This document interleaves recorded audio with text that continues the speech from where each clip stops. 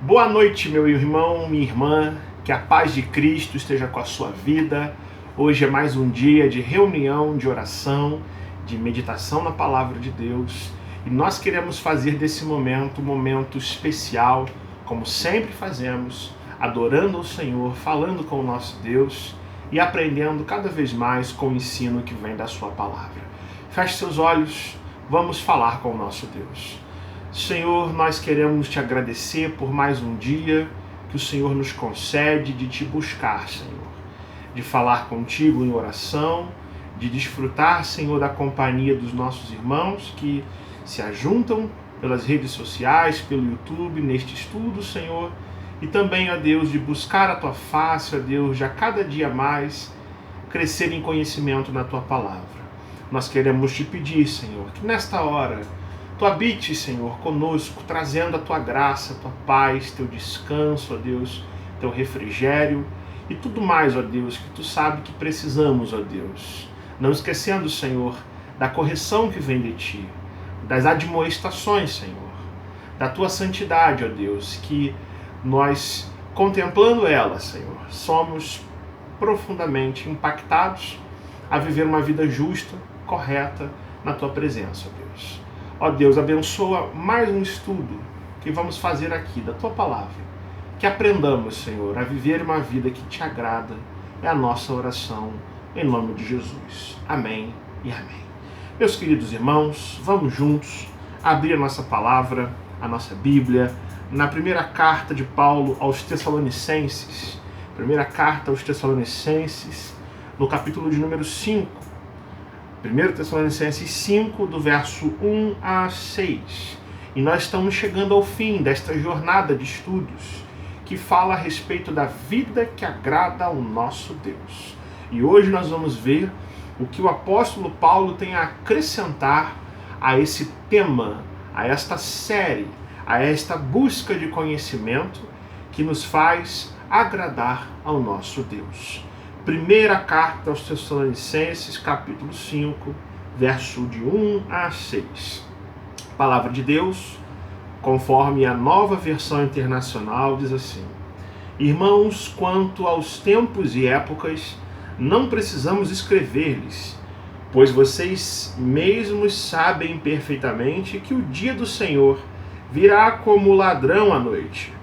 Quando disserem paz e segurança, a destruição virá sobre eles de repente, como as dores de parto à mulher grávida, e de modo nenhum escaparão. Mas vocês, irmãos, não estão nas trevas, para que esse dia os surpreenda como ladrão. Vocês todos são filhos da luz, filhos do dia.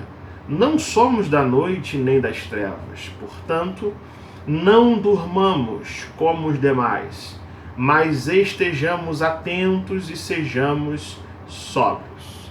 Versículo de número 7, que completa esta passagem da Bíblia, diz: Pois os que dormem, dormem de noite, e os que se embriagam, embriagam-se de noite. Louvado seja o nome do nosso Deus. Eu quero pensar nesta noite com você sobre o tema fugindo das distrações.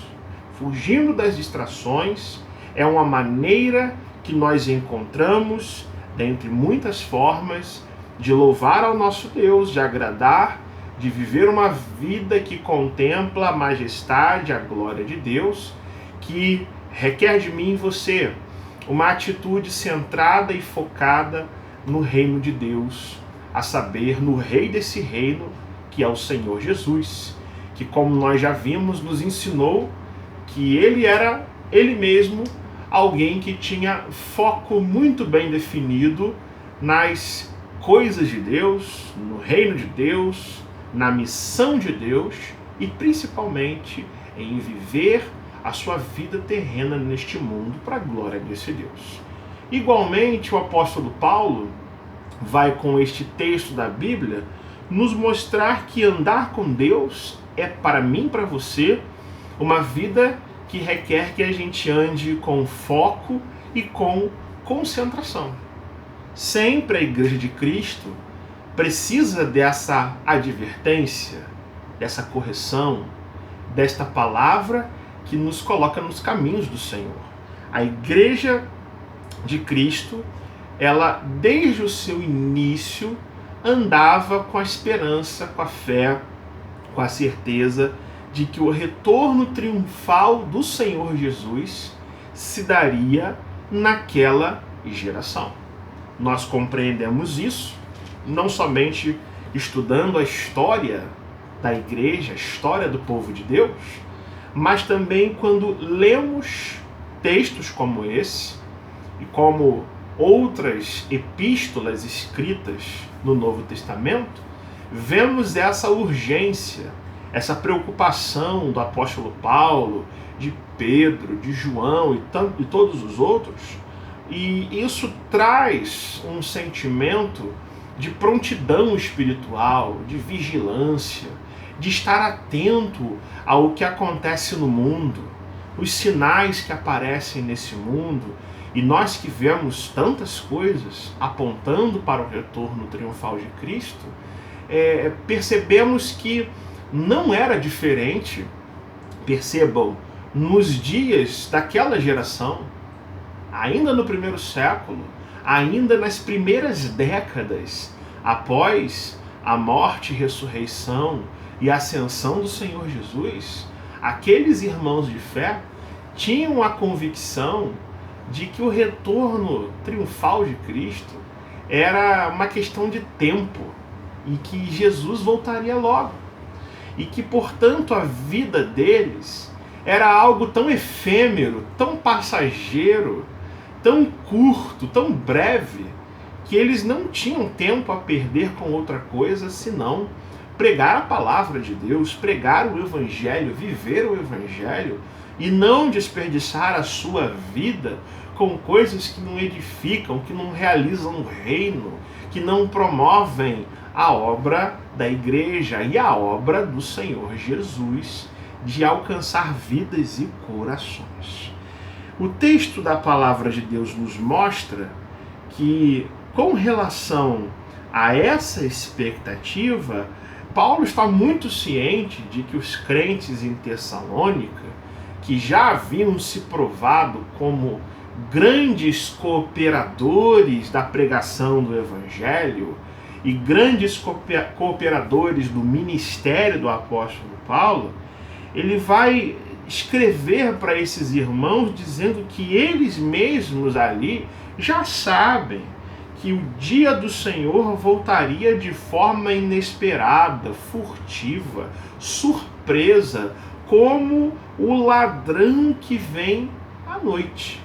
O nosso Senhor Jesus também disse isso, que a sua vinda do seu reino em glória, é como o ladrão que vem à noite e que as pessoas não estão preparadas para recebê-lo com boas-vindas, porque é fato que nós não recebemos um assaltante na nossa casa com boas-vindas, mas nos dias de Jesus, nos dias do apóstolo Paulo, os ladrões eram bastante sorrateiros, entravam de madrugada quando ninguém estava esperando para furtar bens e objetos da casa. E Paulo vai reafirmar isso. Ele vai dizer, eu não tenho necessidade de advertir, porque vocês já sabem que o dia do Senhor virá como o ladrão da noite, de tal forma que quando as pessoas estiverem dizendo vamos ficar em paz, está tudo bem, está tudo em segurança, vamos viver a nossa vida do nosso jeito, vamos buscar a nossa felicidade da maneira como nós mesmos compreendemos, Paulo vai dizer não, é aí que a destruição se aproxima, é aí que a destruição vem sobre a vida dessas pessoas, mas anunciando que vai vir, como dores de parto que anunciam um nascimento, uma eclosão de vida de uma mulher grávida prestes a dar à luz a um filho. E aqueles que dizem que o dia do Senhor não será dias em que a gente tem que estar muito vigilante, muito preparado, esses mesmos de modo nenhum escaparão. Aí Paulo vai mostrar, irmãos, que O dia do Senhor é um dia inesperado, não é? Versículo 4, então ele rebate essa ideia. Vocês, irmãos, vocês não estão nas trevas, para que esse dia surpreenda vocês como o ladrão que vem da noite. Portanto, ninguém sabe o dia, ninguém sabe a hora, nem mesmo os anjos são capazes de saber, mas somente o Pai de nosso Senhor Jesus Cristo. Mas o retorno do Senhor Jesus é uma certeza, é um fato, o dia já está agendado da parte de Deus. Não estamos falando aqui de uma possibilidade, mas de uma certeza concreta. Jesus vai voltar. E o dia, eu e você não sabemos. Os anjos não sabem, o diabo não sabe, os demônios não sabem. Mas o Pai de nosso Senhor Jesus Cristo já marcou para acontecer. E para ele, irmãos, um dia é como 1000 anos é como um dia. Pouco importa se a gente acha que a sua vinda está demorando muito.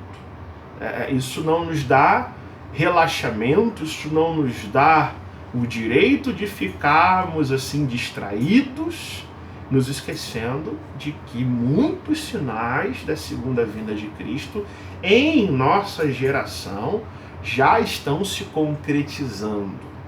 Quando vemos a realidade do mundo, especialmente marcado por uma grave pandemia, não há como não percebermos que a segunda vinda de Cristo é uma certeza e deveríamos considerar que a segunda vinda de Cristo aconteça na nossa geração. Essa é a grande verdade. É assim que nós devemos crer, que Cristo vai voltar nesta geração, ou talvez nesse ano ainda, ou talvez nesse mês. Porque o texto da Bíblia diz que ninguém sabe ao certo qual é o dia. Mas nós devemos estar atentos como filhos da luz, porque o dia do Senhor, ele torna cauteloso o coração do crente. Versículo 5, vocês todos são filhos da luz, filhos do dia, que enxergam com clareza, que têm discernimento, que não vivem distraídos com tantas e tantas coisas que tiram o foco do reino de Deus.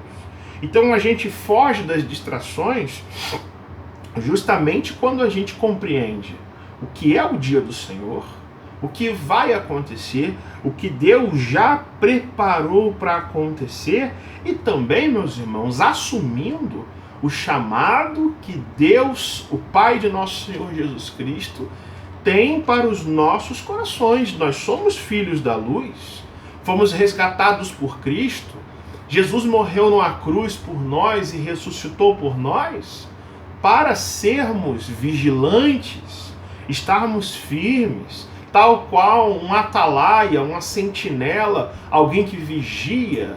Não é assim que o nosso olhar para a nossa vida, para o mundo, deveria estar sendo? Nós não somos da noite nem das trevas. Nós somos pecadores. Nós somos pessoas sujeitas a ficarmos distraídas, sim, mas perceba, Cristo nos resgatou e, portanto, agora nós temos uma nova natureza que conflita contra o pecado, que tem a tendência de viver relaxadamente, mas a advertência é essa: não durmamos, não estejamos espiritualmente sonolentos, não estejamos alienados de Deus, mas acordemos, estejamos sóbrios, atentos, porque aqueles que dormem de noite, se embriagam de noite. Nós, porém, que somos do dia, sejamos sóbrios, vestindo a couraça da fé e do amor e o capacete da esperança da salvação. E Paulo conclui dizendo: porque Deus não destinou a gente para a ira, mas para recebermos a salvação por meio de nosso Senhor Jesus Cristo.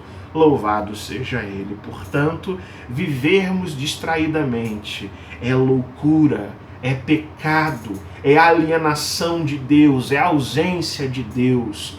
Crente que vive distraído ou preocupado com tantas coisas que esquece da segunda vinda de Cristo é porque tem uma espiritualidade vazia ou mal formada.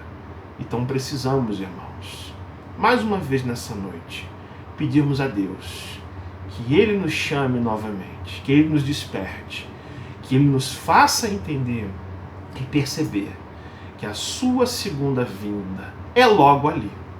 E é logo ali mesmo. E se nós estivermos distraídos, nós corremos o risco, de fato, de sermos apanhados por essa justiça que vem de Deus. Mas Deus, por meio do seu sangue, por meio de Cristo, Ele nos chama a mais uma vez a estarmos atentos, a estarmos presentes, a estarmos vivendo de prontidão, contemplando o que há de acontecer. E, portanto, meus irmãos, vigiar é uma ordem, não é uma opção. Jesus Cristo nos disse: vigiem, porque vocês não sabem quando virá o dono da casa, se referindo à sua própria segunda vinda. Vigiar não é só aguardar, não é só contemplar, não é achar bonito que Jesus vai voltar, mas é uma prontidão espiritual. O que está acontecendo com a sua vida? O que está acontecendo com a minha vida? Que distrações estão tentando empurrar a gente para uma alienação de Deus? O que tem ameaçado a nossa fé? O que tem ocupado o centro do nosso coração? Quem vive para agradar a Deus, vive de prontidão, acampado, vigilante, observando e discernindo o seu próprio coração. Vigiar também, irmãos, é a gente checar a nossa vida, analisar a nossa vida, rastrear na nossa alma o que tem que ser mudado e acertarmos nossa vida com Deus hoje. Acertarmos o nosso coração, a nossa fé, a nossa esperança, nossos pensamentos, para que no dia da segunda vinda de Cristo, se estivermos vivos ainda, sejamos encontrados pelo Senhor vestidos e não nus, para a glória de Deus. Pense nessas coisas, medite nessas coisas, e que o Senhor Jesus abençoe a sua vida. Ó Deus, louvado seja o teu nome, Senhor, te agradecemos por tão boa palavra, Senhor, de correção, de exortação, mas também, Senhor, de esperança, porque nos fala da tua salvação por meio do teu Filho amado, Senhor Jesus Cristo. Ajuda-nos, Senhor, a vivermos para a tua honra, para a tua glória, fugindo das distrações, Senhor, mas focados apenas na tua palavra, Senhor, na presença do Senhor Jesus, em todas as correções santas e justas que veio do teu Santo Espírito. Ajuda-nos, ó Deus, em nossas lutas diárias, Senhor. Em tudo, Senhor, que temos enfrentado hoje, Senhor, que pela tua graça, Senhor, nós cresçamos, nós possamos amadurecer, ó Deus, e possamos, ó Deus, enxergar os teus propósitos em nossas vidas. Sendo assim, ó Deus, atende todos os pedidos de oração aqui feitos, Senhor, e aqueles que o Senhor já conhece em nossos corações. É a nossa oração, Senhor, que fazemos em nome de Jesus e pelo poder do Espírito Santo. Amém e amém. Queridos irmãos, Deus abençoe sua vida, dê a você uma semana abençoada e centrada na presença de Deus. Fiquem na paz, Deus te abençoe.